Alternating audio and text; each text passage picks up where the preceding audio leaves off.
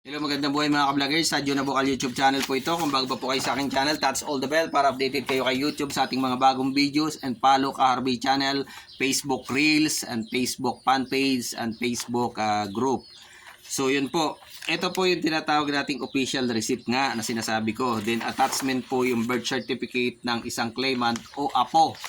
Kasi po, ganito yan. Doon sa mga namayapa pong anak ng veterano, so ang kinukuha po ay mga birth certificate ng mga anak, lahat. At saka yung sa asawa, marriage contract, senomar, birth certificate ng mga anak, yung namayapa pong anak ng veterano.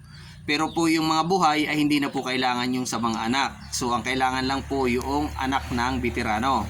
So kailangan nga po ang official receipt para mapatunayan na legit po yung inyong requirements. So minsan naman po ay tinatanggap din nila kung hindi PSA kasi nakalagay po lahat ay PSA o NSO. So pwede naman po kayong kumuha sa municipality, lalong-lalo na kung yung bata na anak nung namatay na anak ng veterano ay hindi pa naka-registered sa PSA, hindi pa na-endorse.